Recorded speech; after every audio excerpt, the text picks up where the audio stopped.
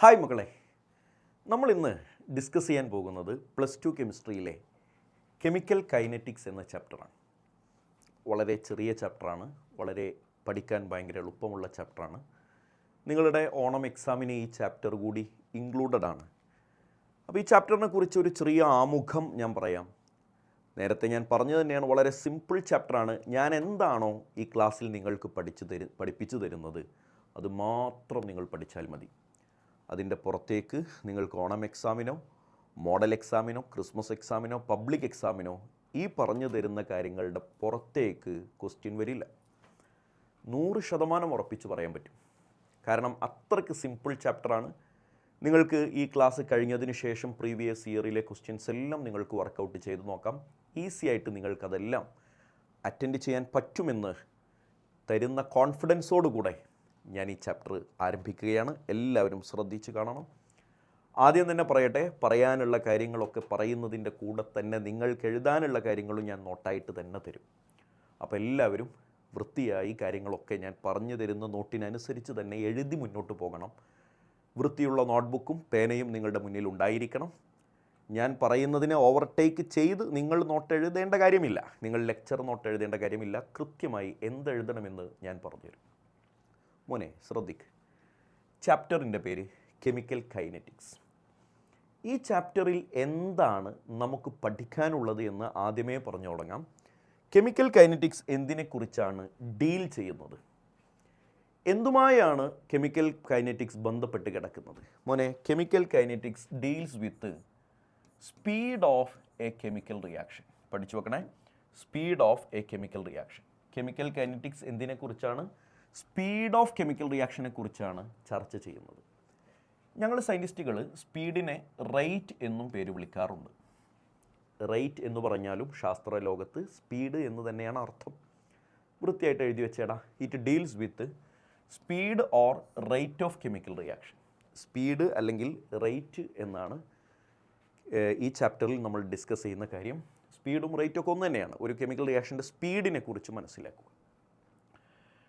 ഒരു കെമിക്കൽ റിയാക്ഷൻ്റെ സ്പീഡിനെ കുറിച്ച് മനസ്സിലാക്കുക എന്നത് വളരെ ഇമ്പോർട്ടൻ്റ് ആയ ഒരു കാര്യമാണ്. ഇപ്പോൾ നമുക്കൊരു കെമിക്കൽ റിയാക്ഷൻ എത്ര വേഗത്തിൽ നടന്നു തീരുമെന്ന് നമ്മൾ അറിഞ്ഞിരിക്കേണ്ടതുണ്ട്. കാരണം ഫോർ എക്സാമ്പിൾ, നമ്മൾ കഴിക്കുന്ന ഫുഡ് കുറച്ച് കഴിഞ്ഞാൽ അത് എന്താകും? കേടുവന്നു പോകും. ഫുഡ് കുറച്ച് കഴിഞ്ഞാൽ ബാക്ടീരിയ ഇടപെട്ട് ഫുഡിനെ നമുക്ക് കഴിക്കാൻ പറ്റാത്ത കോലത്തിലേക്കാക്കി മാറ്റും. അപ്പോൾ ഫുഡ് കേടുവരിക എന്ന് പറയുന്നത് ഒരു ടൈപ്പ് ഓഫ് കെമിക്കൽ റിയാക്ഷനാണ്. അപ്പോൾ അതിൻ്റെ വേഗത എത്രയാണ് എന്ന് നമ്മൾ അറിഞ്ഞിരിക്കേണ്ടതില്ലേ? സത്യത്തിൽ എത്ര സമയം കഴിഞ്ഞാലാണ് ഈ ഫുഡ് നമുക്ക് കഴിക്കാൻ പറ്റാത്ത ഒരവസ്ഥയിലേക്ക് മാറുക എന്നൊക്കെ നമുക്ക് അറിഞ്ഞിരിക്കേണ്ടതുണ്ട്.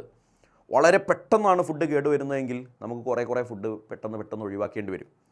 വളരെ സ്ലോ ആയിട്ടാണ് ഫുഡ് കേടുവന്ന് പോകുന്നതെങ്കിൽ നമുക്ക് കുറേ കാലത്തേക്ക് ചിലപ്പോൾ ആ ഫുഡ് കുറേ സമയത്തേക്ക് സൂക്ഷിക്കാൻ പറ്റും. അപ്പോൾ ലൈഫിൽ നമുക്കൊരു കെമിക്കൽ റിയാക്ഷൻ്റെ സ്പീഡിനെ കുറിച്ച് ഒരു ബോധമുണ്ടാവുക എന്നത് വളരെ ഇമ്പോർട്ടൻ്റ് ആയൊരു ഫാക്ടറാണ്. അതുകൊണ്ട് തന്നെ നമ്മൾ ടോട്ടൽ കെമിക്കൽ റിയാക്ഷൻസിനെ 3ആയി തരംതിരിക്കും. ബേസ്ഡ് ഓൺ സ്പീഡിനനുസരിച്ച് നമ്മൾ 3ആയിട്ട് തരംതിരിക്കും. ചില കെമിക്കൽ റിയാക്ഷൻസിനെ കുറിച്ച് നമ്മൾ പറയും they are very fast reactions. വളരെ പെട്ടെന്ന് നടക്കുന്ന റിയാക്ഷൻസാണ്. ഞാൻ നോട്ട് തരാം, കൃത്യമായി ശ്രദ്ധിച്ചിരുന്നാൽ മതി. Deals with speed or rate of reaction എന്ന് മാത്രമേ ഇപ്പം നിൻ്റെ നോട്ടിൽ ഉണ്ടായിരിക്കേണ്ടതുള്ളൂ. ബാക്കി ഞാൻ പറയാം. രണ്ടാമത്തെ ഒരു ടൈപ്പ് ഓഫ് റിയാക്ഷനാണ്, കേട്ടോ മോനെ, മോഡറേറ്റ്ലി ഫാസ്റ്റ് റിയാക്ഷൻ. ഒന്ന് ശ്രദ്ധിച്ചേടാ, മോഡറേറ്റ്ലി ഫാസ്റ്റ് റിയാക്ഷൻ. ഓക്കെ, ഒന്നാമത്തത് വെരി ഫാസ്റ്റ് റിയാക്ഷൻ, രണ്ടാമത്തത് മോഡറേറ്റ്ലി ഫാസ്റ്റ് റിയാക്ഷൻ, മൂന്നാമത്തത് വെരി സ്ലോ റിയാക്ഷൻ, പതുക്കെ നടക്കുന്ന റിയാക്ഷൻ. അപ്പോൾ സ്പീഡിനെ ബേസ് ചെയ്ത് കെമിക്കൽ റിയാക്ഷൻസ് 3 വിധമുണ്ട്. ഒന്ന് very fast reaction, 2 moderately fast reaction, ഒരു വളരെ ഫാസ്റ്റുമല്ല വളരെ സ്ലോയുമല്ല, ആൻഡ് മൂന്നാമത്തെ ടൈപ്പാണ് വെരി സ്ലോ റിയാക്ഷൻ. കുഞ്ഞെ, വെരി ഫാസ്റ്റ് റിയാക്ഷൻ എക്സാമ്പിൾ ഞാൻ പറഞ്ഞു കഴിഞ്ഞിട്ട് നിങ്ങൾക്ക് എഴുതാം, ശ്രദ്ധിച്ചിരുന്നോളണേ.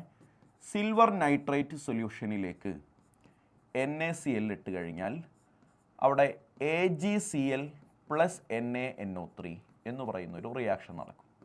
ഈ റിയാക്ഷൻ നിനക്ക് അറിയുമോ ഇല്ലയോ എന്നൊന്നും ഞാൻ നിന്നോട് ചോദിച്ചിട്ടില്ല. അറിഞ്ഞില്ലെങ്കിലും കുഴപ്പമില്ല, ഇതിപ്പോൾ അങ്ങോട്ട് പഠിച്ചാൽ മതി.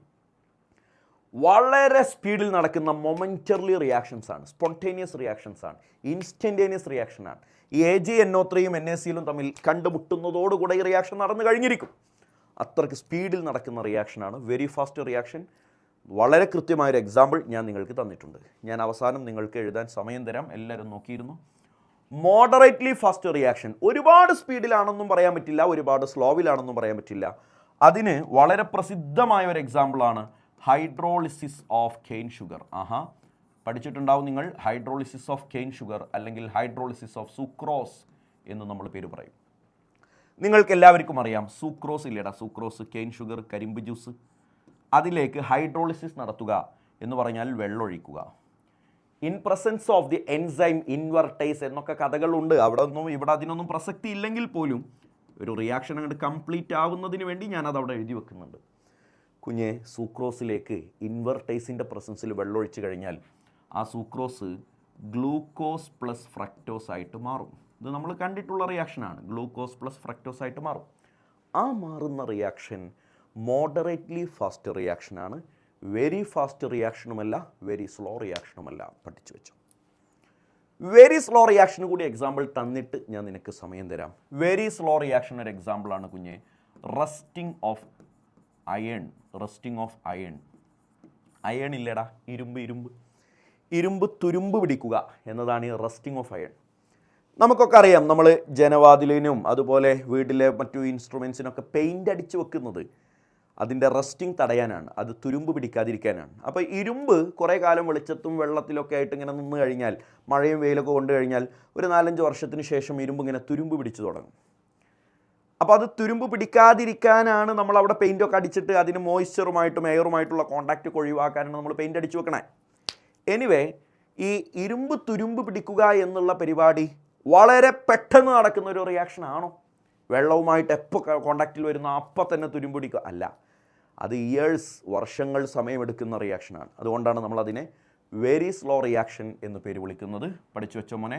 റസ്റ്റിംഗ് ഓഫ് അയൺ, Fe ഇല്ലേടാ, അയൺ Fe. വെള്ളവും വേണം, എയറും വേണം, ഓക്സിജനും വേണം, വെള്ളവും വേണം. ഇതിൻ്റെ രണ്ടിൻ്റെയും പ്രസൻസിൽ Fe2O3.XH2O എന്ന് പറയുന്നൊരു കോമ്പൗണ്ടായി മാറും. This is called rust. ഇതിനെയാണ് നമ്മൾ തുരുമ്പ് എന്ന് പേര് വിളിക്കുക. Fe2O3.XH2O. പഠിച്ചു വെച്ചോ. അപ്പോൾ എല്ലാവരും നോട്ട്ബുക്കിൽ വൃത്തിയായിട്ട് എഴുതി വെച്ചേ. Based on rate of reaction എഴുതിക്കോ. Based on rate of reaction, rate of റിയാക്ഷനെ ബേസ് ചെയ്ത്, based on rate of reaction, chemical reactions are classified into 3. Chemical reactions are classified into 3. Chemical റിയാക്ഷനെ നമ്മൾ 3ആയി ക്ലാസിഫൈ ചെയ്യുന്നു. എന്നിട്ട് ഇനി ഇത് നിങ്ങൾ നോക്കിയിട്ട് എഴുതുക. 1 very fast reaction, 2 moderately fast reaction, 3 very slow reaction. അതിനുള്ള എക്സാമ്പിൾ വീഡിയോ പോസ് ചെയ്യുക. വൃത്തിയായി എഴുതി കഴിഞ്ഞതിന് ശേഷം മാത്രം വീഡിയോ കണ്ടിന്യൂ ചെയ്യുക. ഓക്കെ കുഞ്ഞുങ്ങളെ, അടുത്തതായി നമ്മൾ ഈ ചാപ്റ്ററിൻ്റെ വളരെ പ്രധാനപ്പെട്ട ഏരിയകളിലേക്ക് കിടക്കുകയാണ്. നമ്മൾ ഡിസ്കസ് ചെയ്യുന്നത് കാൽക്കുലേഷൻ ഓഫ് റേറ്റ് ആണ്. എഴുതുക, കാൽക്കുലേഷൻ ഓഫ് റേറ്റ്. റേറ്റിൻ്റെ കാൽക്കുലേഷനാണ്. റേറ്റിൻ്റെ കാൽക്കുലേഷൻ. എല്ലാവരും ഐശ്വര്യമായിട്ട് ഹെഡിങ് എഴുതിക്കോളൂ. Calculation of rate. റേറ്റിനെ എങ്ങനെ കാൽക്കുലേറ്റ് ചെയ്യാം? എടാ, റേറ്റിൻ്റെ കാൽക്കുലേഷനിലേക്ക് കൃത്യമായി കാര്യങ്ങൾ പറഞ്ഞു തുടങ്ങുന്നതിന് മുമ്പ് ഞാനൊരു ചെറിയ ചിന്ന അറിവ് നിങ്ങൾക്ക് കൈമാറുകയാണ്. 2 റേറ്റ് ഉണ്ട്, 2 ടൈപ്സ് ഓഫ് റേറ്റ്. 2 ടൈപ്പ് റേറ്റുകളുണ്ട്. ഒന്നാമത്തെ പേരാണ് ആവറേജ് റേറ്റ്. കേട്ടാൽ മതി, ആവറേജ് റേറ്റ്. രണ്ടാമത്തെ പേരാണ് ഇൻസ്റ്റൻറ്റേനിയസ് റേറ്റ്. Instantaneous rate. കുഞ്ഞുങ്ങളെ പഠിക്കണേ. എന്താണ് ആവറേജ് റേറ്റും ഇൻസ്റ്റൻറ്റേനിയസ് റേറ്റും തമ്മിലുള്ള വ്യത്യാസം? നിങ്ങൾക്ക് അറിയാവുന്ന കാര്യമാണ്. ആവറേജ് എന്ന് പറയുന്നത് എപ്പോഴായിരിക്കും? ഒരു ടൈം ഇൻ്റർവെല്ലിലല്ലേടാ നമ്മൾ ആവറേജ് പറയുക. അപ്പോൾ ആവറേജ് റേറ്റ് എന്ന് പറഞ്ഞാൽ സ്പീഡ് ഓഫ് റിയാക്ഷൻ. നോക്കണേ, speed of reaction during A time interval. During A time interval. ഒരു ടൈം ഇൻ്റർവെല്ലിലാണ് നമ്മൾ പറയുന്നതെങ്കിൽ അതിനെ വിളിക്കുന്ന പേരാണ് ആവറേജ് റേറ്റ്. ചെറിയ കാര്യമാണ്, വെറുതെ ഒന്ന് പഠിച്ചു വിട്ടേക്കുക. ആവറേജ് റേറ്റ് എപ്പോഴാണ് പറയുക? ഒരു ടൈം ഇൻ്റർവെല്ലിലാണ് പറയുക, ഡ്യൂറിങ് എ ടൈം ഇൻ്റർവെൽ. പക്ഷേ ഇൻസ്റ്റൻറ്റേനിയസ് റേറ്റ് എപ്പോഴാണ് പറയുക? ഇൻസ്റ്റൻറ്റേനിയസ് എന്ന് പറഞ്ഞാൽ ആ മൊമെൻറ്റിൽ, ആ സെക്കൻഡിലുള്ള റേറ്റ് എത്ര. അപ്പോൾ നമ്മളെങ്ങനെയാണ് പറയുക? Speed of reaction at A particular moment. At A particular moment. ഒരു പർട്ടിക്കുലർ മൊമെൻറ്റിലുള്ള ഒരു റിയാക്ഷൻ്റെ സ്പീഡിനെയാണ് നമ്മൾ ഇൻസ്റ്റൻറ്റേനിയസ് റേറ്റ് എന്ന് പേര് വിളിക്കുക. അപ്പോൾ റേറ്റ് രണ്ട് വിധമുണ്ട് എന്നൊന്ന് ഓർത്ത് വെച്ചേക്കുക. ആവറേജ് റേറ്റുമുണ്ട്, ഇൻസ്റ്റൻറ്റേനിയസ് റേറ്റുമുണ്ട്. വീഡിയോ പോസ് ചെയ്തിട്ട് വൃത്തിയായിട്ടൊന്ന് എഴുതി വെച്ച് 2 ടൈപ്സ് ഓഫ് റേറ്റ് ഏതൊക്കെയാണ്, ഒന്ന് ആവറേജ് റേറ്റ്, മറ്റൊന്ന് ഇൻസ്റ്റൻറ്റേനിയസ് റേറ്റ്. രണ്ടിൻ്റെയും ഡെഫിനിഷൻ എന്ന് പറയാനൊന്നുമില്ല, എന്താണെന്നുള്ളൊരു ചെറിയ കാര്യം. യെസ്, ഇനി നമ്മൾ കാൽക്കുലേഷൻ എങ്ങനെയാണ് ചെയ്യുക എന്നതിലേക്ക് കടക്കുകയാണ്. അത് കടക്കുന്നതിന് മുമ്പ് പൊന്നുമക്കളെ, ഞാൻ നിങ്ങൾക്കൊരു ജനറൽ ആയിട്ടുള്ളൊരു കെമിക്കൽ റിയാക്ഷൻ തരുന്നു. എല്ലാവരും ശ്രദ്ധിച്ചോ. 3 mole A reacts with 4 mole B gives half mole C plus 3/2 mole D. ഏതാ ഒരു കെമിക്കൽ റിയാക്ഷൻ ആണെന്ന് വെറുതെ വിചാരിച്ചോ. 3A + 4B gives half C plus 3/2 D. പൊന്നുമക്കളെ ഒന്ന് ശ്രദ്ധിച്ച് കണ്ടേടാ. ഈ കെമിക്കൽ റിയാക്ഷൻ്റെ റേറ്റാണ് നിന്നോട് പരീക്ഷയ്ക്ക് ചോദിച്ചതെന്ന് വെറുതെ വിചാരിക്കുക. പൊന്നുമോനെ, എൻ്റെ ചോദ്യത്തിന് മറുപടി പറ. ഇതിൽ എത്ര റിയാക്റ്റൻ്റ് ഉണ്ട്? ഇതിൽ 2 റിയാക്റ്റൻ്റ് ഉണ്ട് അല്ലേ? എ എന്ന് പറയുന്നൊരു റിയാക്റ്റൻറ്റും ബി എന്ന് പറയുന്നൊരു 2 ടൈപ്പ് റിയാക്റ്റൻ്റ് ഉണ്ട്. 2 ടൈപ്പ് പ്രൊഡക്റ്റും ഇല്ലേ? അപ്പോൾ ടോട്ടൽ ഇവിടെ എത്ര ആളുണ്ട് എന്ന് വെച്ചാൽ 4 ആളുണ്ട്. എ ഉണ്ട്, ബി ഉണ്ട്, സി ഉണ്ട്, ഡി ഉണ്ട്. അതുകൊണ്ട് തന്നെ എനിക്ക് ഈ റിയാക്ഷൻ്റെ റേറ്റ് കാണാൻ അഥവാ സ്പീഡ് കാണാൻ 4 ഇക്വേഷൻസ് പോസിബിൾ ആണ്. അപ്പോൾ റേറ്റ് കാണാനുള്ള 4 equations, rate is equal to, rate is equal to, rate is equal to, rate is equal to, ഞാൻ 4 ഇക്വേഷൻസിൻ്റെ ത്രെഡ് എഴുതി വെച്ചിട്ടുണ്ട്. റേറ്റ് കാണാൻ 4 ഇക്വേഷൻ ഉണ്ട്. അതെന്തുകൊണ്ടാണ് 4 എന്ന് എനിക്ക് ആദ്യം മനസ്സിലായത്? റിയാക്റ്റൻറ്റുകൾ 2 ടൈപ്പ്, പ്രൊഡക്റ്റുകൾ 2 ടൈപ്പ്, ടോട്ടൽ 4 ടൈപ്പ് ഉള്ളതുകൊണ്ട്. ഇനി പറഞ്ഞോ, റിയാക്റ്റൻ്റ് ഓരോ റേറ്റ് കാണാനുള്ള 4 ഇക്വേഷൻസും എങ്ങനെയായിരിക്കും? First one will be in terms of A, second one in terms of B, third one in terms of C, fourth one in terms of D. Clear? എടാ, rate കാണാനുള്ള equation ശ്രദ്ധിക്കണേ. ആദ്യം ഞാൻ in terms of A പറയുകയാണ്. എന്താ നിങ്ങൾ പറയണേ? A എന്ന് പറയുന്നത് റിയാക്റ്റൻ്റ് ആണോ പ്രൊഡക്റ്റ് ആണോ? എന്താ നിങ്ങളുടെ അഭിപ്രായം? എയെ കുറിച്ച് എന്താ നിൻ്റെ അഭിപ്രായം? നല്ല അഭിപ്രായം. എ റിയാക്റ്റൻ്റ് ആണ് എന്നതാണ് അഭിപ്രായം. എടാ, റിയാക്റ്റൻ്റ് ആണെങ്കിൽ ഒരു മൈനസ് ഇട്ട് തുടങ്ങണം. ക്ലിയർ? ഒരു മൈനസ് വെറുതെ ഇട്ടേക്കുക. ഇതിൻ്റെ സ്റ്റോയിഷ്യോമെട്രിക് കോഎഫിഷ്യൻറ്റ് 3 അല്ലേടാ? അതിൻ്റെ റെസിപ്രോക്കൽ എഴുതണം. റെസിപ്രോക്കൽ 1/3. ഇനി ബാക്കിയുള്ളതൊക്കെ എല്ലായിടത്തും ഒരുപോലെയാണ്. Change in concentration of A divided by change in time. ഇതൊക്കെ ഞാൻ നിങ്ങൾക്ക് ക്വസ്റ്റ്യനായിട്ട് ചെയ്ത് തന്ന് കാണിച്ച് സെറ്റാക്കി തരും. വിഷമിക്കണ്ട, പേടിക്കണ്ട, ഒക്കെ റെഡിയാകും. Change in concentration of A divided by change in time. ഇതിന് എല്ലായിടത്തും സെയിം ആണ്. Change in concentration of A, വായിക്കുന്ന രീതി ശ്രദ്ധിക്കുക. Change in concentration of A divide by change in time. In terms of B, ഞാനടാ in terms of B rate കാണാനുള്ള equation എഴുതാൻ പോവാണ്. എല്ലാവരും ഒന്ന് സഹായിക്കണേ. ബി എന്ന് പറയുന്നത് റിയാക്റ്റൻ്റ് ആണ്, സോ -2. സ്റ്റോയിഷ്യോമെട്രിക് കോഎഫിഷ്യൻറ്റ് 4 ആണ്, അതിൻ്റെ റെസിപ്രോക്കൽ എഴുതി 1/4. ബാക്കി common. Change in concentration of B divided by change in time. Clear അല്ലേ കുഞ്ഞെ? റേറ്റ് ഈസ് ഈക്വൽ ടു, മൂന്നാമത്തെ റേറ്റ് കാണാനുള്ള equation in terms of C ആണ്. പൊന്നുമോനെ, പ്ലസ് വേണോ മൈനസ് വേണോ? ഇവിടെ സി എന്ന് പറയുന്നത് പ്രൊഡക്റ്റാണ്. പ്രൊഡക്റ്റ് ആണെങ്കിൽ പ്ലസ് വേണം, റിയാക്റ്റൻ്റ് ആണെങ്കിൽ മൈനസ് മതി. പഠിച്ചില്ലേ? അപ്പോൾ പറഞ്ഞോ, rate is equal to plus 1/2 ആണ് സ്റ്റോയിഷ്യോമെട്രിക് കോഎഫിഷ്യൻറ്റ്, അതിൻ്റെ റെസിപ്രോക്കൽ 2 എന്ന് വരും അല്ലേടാ? 1/2ൻ്റെ റെസിപ്രോക്കൽ. ബാക്കിയെല്ലാം നേരത്തെ പറഞ്ഞ പോലെ change in concentration of D C divide by change in time. And finally in terms of D rate is equal to plus. എന്തുകൊണ്ട് പ്ലസ്? പ്രൊഡക്റ്റ് ആയതുകൊണ്ട്. 2/3. എന്തുകൊണ്ട് 2/3? 3/2 ആണ് സ്റ്റോയിഷ്യോമെട്രിക് കോഎഫിഷ്യൻറ്റ്, അതിൻ്റെ reciprocal. Change in concentration of D divided by change in time. ഇങ്ങനെയാണ് ഈ chemical റിയാക്ഷൻ്റെ rate കാണാനുള്ള 4 equations എഴുതുക. എല്ലാവരും വൃത്തിയായിട്ട് എക്സാമ്പിൾ എന്ന് പറഞ്ഞോ അല്ലെങ്കിൽ നമ്പർ 1 എന്ന് നമ്പർ കൊടുത്തിട്ടോ ഈ റിയാക്ഷനും അതിൻ്റെ റേറ്റ് കാണാനുള്ള 4 ഇക്വേഷൻസും പെട്ടെന്ന് ചാമ്പിക്കോ. വീഡിയോ പോസ് ചെയ്തിട്ട് പെട്ടെന്ന് എഴുതി വെച്ചോ. നമ്പർ 2 എല്ലാവരും എഴുതണേ. Haber process N2 + 3H2 gives 2NH3.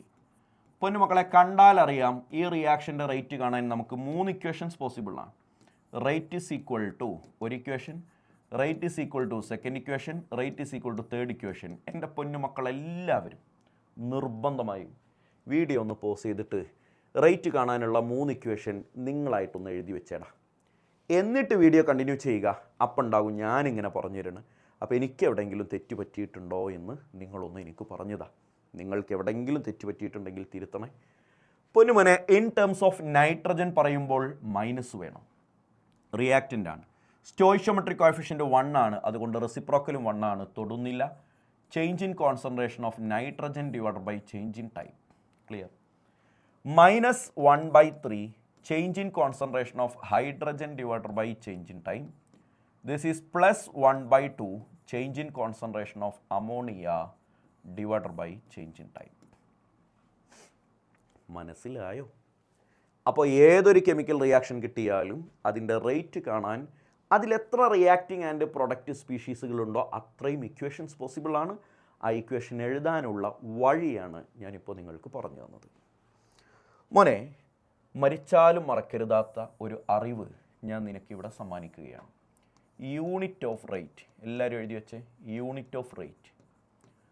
ഈ സ്പീഡിൻ്റെ, ഒരു കെമിക്കൽ റിയാക്ഷൻ്റെ സ്പീഡിൻ്റെ യൂണിറ്റ് എങ്ങനെയാണ്? യൂണിറ്റ് ജനറലായി ഉപയോഗിക്കുന്ന യൂണിറ്റാണ് ഞാനിപ്പോൾ നിങ്ങൾക്ക് പഠിപ്പിച്ചു തരുന്നത്. Moles per litre per second.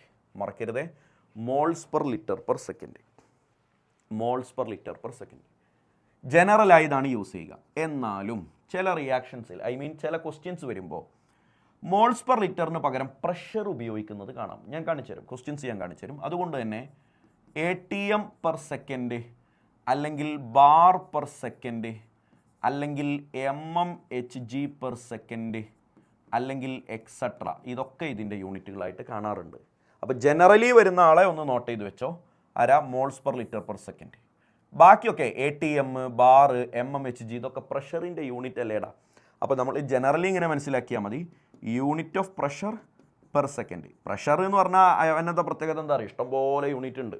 ATM ഉണ്ട്, ബാർ ഉണ്ട്, പാസ്കൽ ഉണ്ട്, mmHg ഉണ്ട്, ടോർ ഉണ്ട്, ഇതിലേത് വേണമെങ്കിലും ഇവിടെ വരാം, പെർ സെക്കൻഡ്. ക്ലിയർ അല്ലേ മോനെ? ഇങ്ങനെയാണ് നിങ്ങൾ യൂണിറ്റ് ഓഫ് റേറ്റ് ഇപ്പോൾ മനസ്സിലാക്കി വെക്കേണ്ടത്. ബാക്കിയൊക്കെ ഞാൻ ക്വസ്റ്റ്യൻ തരുമ്പോൾ നിങ്ങൾക്ക് കാണിച്ചു തരാം. കുഞ്ഞുങ്ങളെ, ഒരു ക്വസ്റ്റ്യൻ പിടിച്ചേടാ. എല്ലാവരും ഒരു ക്വസ്റ്റ്യൻ പിടിച്ചേ. എല്ലാവരും വൃത്തിയായിട്ടൊരു ക്വസ്റ്റ്യൻ എഴുതി വെച്ചോ. എന്താണ് ക്വസ്റ്റ്യൻ? എല്ലാവരും എഴുതി വെച്ചോ. During Haber process, during Haber process, Haber പ്രോസസ്സിൻ്റെ സമയത്ത്, during Haber process, concentration of hydrogen, concentration of hydrogen, concentration of hydrogen changed from, concentration of hydrogen changed from 0.7 molar to 0.1 molar within 100 seconds. Within 100 seconds. 0.7 molar to 0.1 molar within 100 seconds. Calculate rate of reaction. Calculate rate of reaction. Calculate rate of reaction. കുഞ്ഞുങ്ങളെല്ലാവരും question അവിടെ എഴുതി വെച്ചിട്ട്, പേൻ അവിടെ വെച്ചിട്ട്, ഹൃദയം പൂർണ്ണമായി എന്നിൽ സമർപ്പിക്കുക. ഞാനിതിൻ്റെ ആൻസർ എങ്ങനെയാണ് കാണുകയെന്ന് പറഞ്ഞുതരാം. വൃത്തിയായി പഠിച്ചിട്ട് മാത്രം നിങ്ങൾ പിന്നെ ഈ സ്ലൈഡിലേക്ക് നോക്കാതെ ഒറ്റക്കൊന്ന് ചെയ്യും. ആദ്യം ഞാൻ ഈ പറയുന്ന പണിയൊന്ന് ശ്രദ്ധിക്കുക. ഹേബർ പ്രോസസ്സ് എന്ന് പറയുമ്പോഴേക്കും മനസ്സിലേക്ക് ഓടി വരണം N2+3H2 gives 2NH3. ക്ലിയർ ആണല്ലോ മോനെ? ഇവിടെ ആരെക്കുറിച്ചാണ് കഥ പറയണേ? ഹൈഡ്രജനെ കുറിച്ചാണ്. നിനക്ക് ഇപ്പോൾ ഭയങ്കര അറിവാണ്, നിനക്ക് റേറ്റ് കാണാൻ ഇവിടെ 3 ഇക്വേഷൻ ഉണ്ട് എന്നൊക്കെ നിനക്കറിയാമെങ്കിലും നീ ഇവിടെ ഒരാളെ മാത്രം പരിഗണിച്ചാൽ മതി.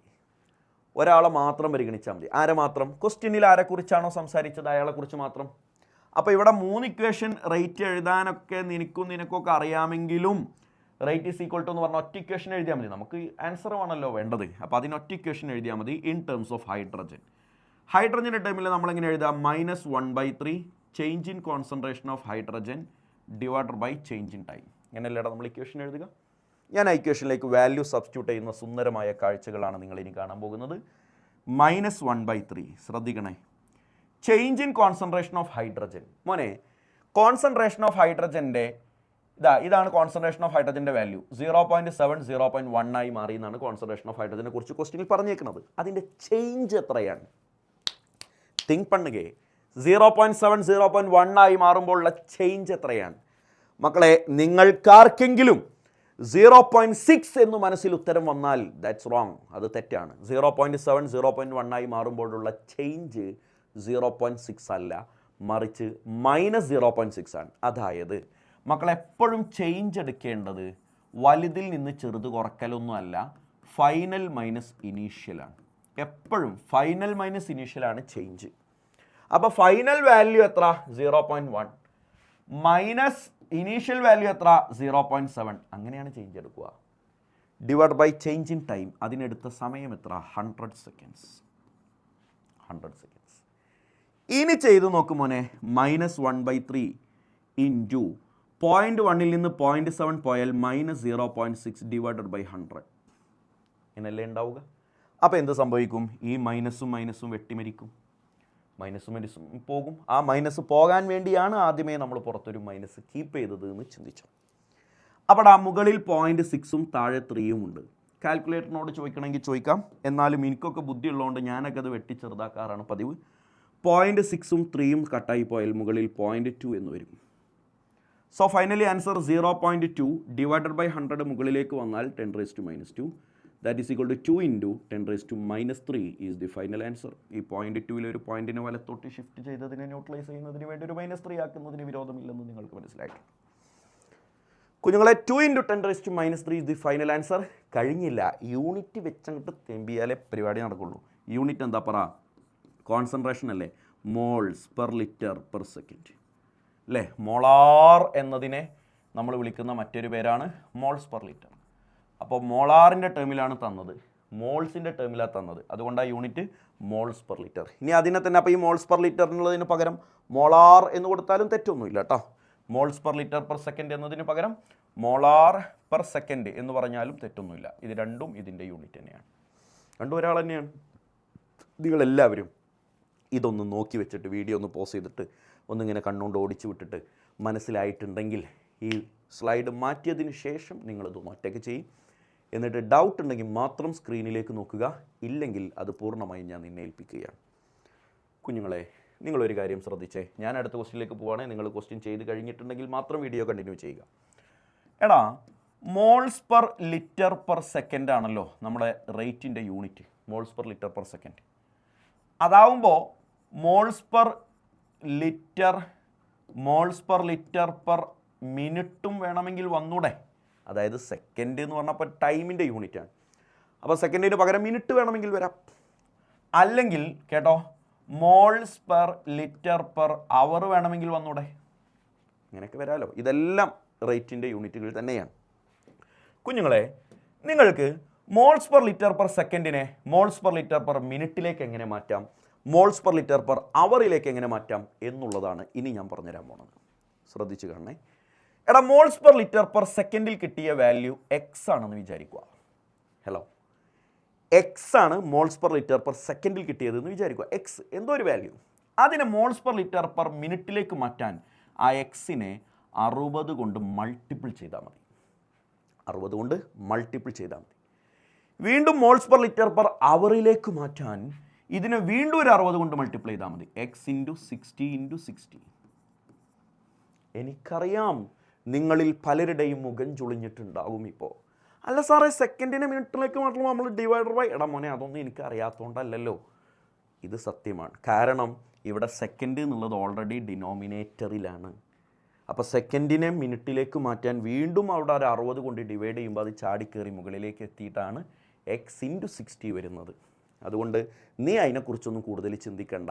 മോൾസ് പെർ ലിറ്റർ പെർ സെക്കൻഡിലാണ് നിനക്കൊരു വാല്യൂ തന്നതെങ്കിൽ നേരെ മോൾസ് പെർ ലിറ്റർ പെർ മിനിറ്റിലേക്ക് മാറ്റാൻ 60 കൊണ്ട് അങ്ങോട്ട് മൾട്ടിപ്പിൾ ചെയ്യും.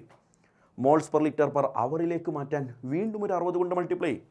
ആ യൂണിറ്റിലെ കൺവേർഷൻസ് കൂടി ഇൻക്ലൂഡഡ് ആയിട്ട് നമുക്കൊരു ക്വസ്റ്റ്യനും കൂടി ചെയ്തു നോക്കാം.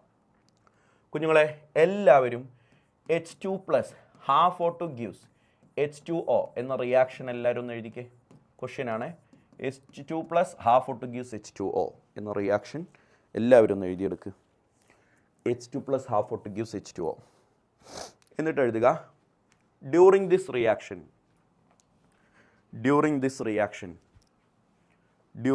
റിയാക്ഷൻ ആരാ pressure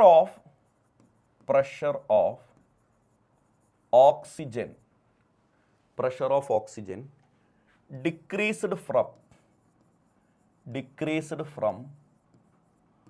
500 mmHg to 400 mmHg within 50 seconds. within 50 seconds. Calculate rate of reaction. Calculate rate of reaction in unit ശ്രദ്ധിക്കണേ mmHg per minute.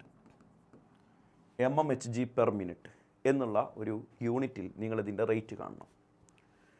കുഞ്ഞുങ്ങളെ, നിങ്ങൾക്ക് രണ്ട് ചോയ്സ് ഉണ്ട്. ഒന്നിരിക്കൽ ഞാൻ പറയുന്നത് ആദ്യമേ ശ്രദ്ധിച്ച് കേട്ടിട്ട് നിങ്ങൾക്ക് വൃത്തിയായിട്ട് ആൻസർ എഴുതാം. അതല്ലെങ്കിൽ നിങ്ങൾക്ക് വേണമെങ്കിൽ ഒന്ന് ട്രൈ ചെയ്ത് നോക്കാം. നിങ്ങൾക്ക് ഉത്തരം കിട്ടിയിട്ട് ഞാൻ പറഞ്ഞു തരുന്ന ഉത്തരവുമായിട്ട് സെറ്റാണോ എന്ന് നിങ്ങൾക്കൊന്ന് ചെക്ക് ചെയ്യാം. രണ്ടാമത്തെ ചോയ്സാണ് എനിക്കിഷ്ടം, ബാക്കി നിങ്ങളുടെ ഇഷ്ടം. ഏതായാലും ഒറ്റയ്ക്ക് ചെയ്യാൻ ത്രാണിയുള്ളവർ ഒന്ന് വീഡിയോ പോസ് ചെയ്തിട്ടൊന്ന് എഴുതി നോക്ക്. അതാണ് ഞാൻ പ്രിഫർ ചെയ്യുന്നത്. ഓക്കെ, ഇതാ ആൻസർ ഇങ്ങനെ വരും കുഞ്ഞെ. H2+ ½ gives H2O. ഇതാണ് നമ്മുടെ reaction. In terms of oxygen ആണ് കഥ പറയുന്നത്. So rate is equal to -1/2 reciprocal 2 എന്നല്ലട വരിക. 1/2 reciprocal change in concentration of oxygen divide by change in time. അപ്പോൾ ക്വസ്റ്റ്യനിൽ ഇവിടെ കോൺസെൻട്രേഷൻ അല്ല പ്രഷറിൻ്റെ ടേമിലാണ് തന്നേക്കുന്നത്. കാര്യം mmHg ആണ് തന്നേക്കുന്നത്. കണ്ടാൽ അറിയാം നമുക്ക് പ്രഷറാണ്. അതൊന്നും നമ്മളെ ബാധിക്കുന്നില്ല. നമ്മളാ തന്ന വാല്യൂവിനെ നേരിട്ട് അങ്ങോട്ട് കൊടുക്കും, വേറെ പ്രശ്നമൊന്നുമില്ല. -2 ചേഞ്ച് പറ. 500 400 എന്ന് പറഞ്ഞാൽ ചേഞ്ച് എത്രയാടാ? 400 - 500 ഡിവൈഡ് ബൈ അതിനടുത്ത ടൈം എത്രയാണ്? 50 സെക്കൻഡ്സ്. 50 ക്ലിയർ അല്ലേടാ? ഇതാ പറ. -2 400 നിന്ന് 500 പോയാൽ -100 ഡിവൈഡ് ബൈ 50. ശരിയല്ലേടാ? മൈനസും മൈനസും വെട്ടിമരിച്ചു. 100ൽ 50 2 തവണ. So this is 4 is the answer. 4 കഴിഞ്ഞില്ലേ? ചെയ്യാനുള്ളതൊക്കെ ചെയ്ത് കഴിഞ്ഞാൽ നിനക്ക് 4 എന്ന ആൻസർ കിട്ടും. അപ്പോൾ യൂണിറ്റ് എന്തായിരിക്കും? mmHg. mmHg ആണല്ലോ മുകളിലുള്ളത് പ്രഷർ. Per second. സെക്കൻഡിലാണ് നിനക്ക് കിട്ടിയത്. കാരണം എന്താ? സെക്കൻഡിലാണ് നമ്മളിപ്പോൾ എടുത്തത്. ടൈം 50 എന്ന് എടുത്തത് സെക്കൻഡിലാണ്. ഈ ക്വസ്റ്റ്യൻ ഇട്ടാക്ക് ഒരേ കുറുമ്പ്. ഈ rate of reaction in terms of mmHg per മിനിറ്റിൽ കിട്ടണമെന്ന്. അപ്പോൾ ഞാൻ നേരത്തെ നിനക്ക് പഠിപ്പിച്ചു തന്നതാണ് സെക്കൻഡിലുള്ള സാധനത്തെ മിനിറ്റിലേക്ക് മാറ്റാൻ. ഇത് ഡിനോമിനേറ്ററിലായതുകൊണ്ട് സാധാരണ സെക്കൻഡിനെ മിനിറ്റിലേക്ക് മാറ്റുന്ന കഥയല്ല കേട്ടോ ഇവിടെ പറയണേ. ഈ യൂണിറ്റ് mmHg പെർ സെക്കൻഡിലുള്ളതിനെ mmHg പെർ മിനിറ്റിലേക്ക് മാറ്റാൻ നമ്മൾ 60 കൊണ്ട് മൾട്ടിപ്പിൾ ചെയ്യണം. So rate of reaction is equal to 4 × 60. അപ്പോൾ എത്ര വരും? 240 എന്ന് വരില്ലേടാ? mmHg per minute. This is the final answer. Clear അല്ലേ കുഞ്ഞുങ്ങളെ? അപ്പോൾ ഇത്രയും കാര്യങ്ങളാണ് റേറ്റ് ഓഫ് റിയാക്ഷനുമായി ബന്ധപ്പെട്ടൊരു ഇൻട്രൊഡക്ടറി പാർട്ടിൽ എനിക്ക് നിങ്ങളോട് പറയാനുള്ളത്. ഇനി നമ്മൾ ഇതിൻ്റെ rate law expression, integrated rate equations, Arrhenius theory, effect of temperature, ഇത്രയും കാര്യങ്ങളൊക്കെ പറഞ്ഞു കഴിഞ്ഞാൽ ചാപ്റ്റർ ഗുദാഹവ. വളരെ ചെറിയ ചാപ്റ്ററാണ്, സിമ്പിളായിട്ട് പഠിച്ചെടുക്കാൻ പറ്റിയ ചാപ്റ്ററാണ്. ബാക്കി കാര്യങ്ങൾ നമുക്ക് അടുത്ത പാർട്ടിൽ കാണാം.